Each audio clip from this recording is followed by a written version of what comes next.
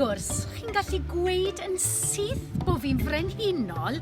Wy'n edrych fel brenhines, so chi'n credu? Wy'n gwybod eriod bod fi'n wahanol, ond dim ond yn ddiweddar, nes I ddod I ddeall mai fi yw gwir frenhines Cymru. Roedd Llywelyn yn Lle Olaf yn hen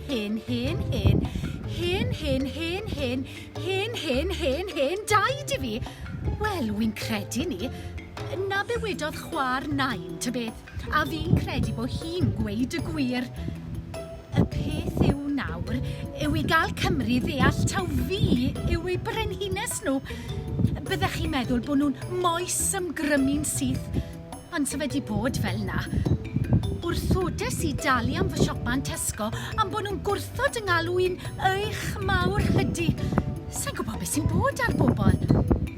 Ac am y busnes coron na, wel, ddim fi ddwgodd wrth gwrs.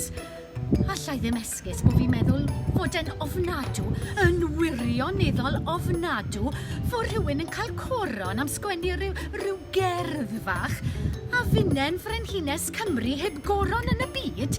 So fe'n iawn yw e. A'r seremoni na yn y Steddfod, mae dyn nhw'r orsedd na di gwisgo lan I gyd a'r merched bach yn danso. Wel, bydde na'n berffeth I fi.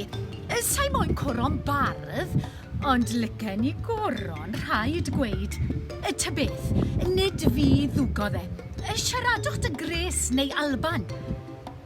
Un dydd, fe fydda i'n frenhines go iawn, yn byw mewn palas, falle yn San Fagan, ac fe fydd pob un ohonoch chi'n gorfod moes ymgrymu fi.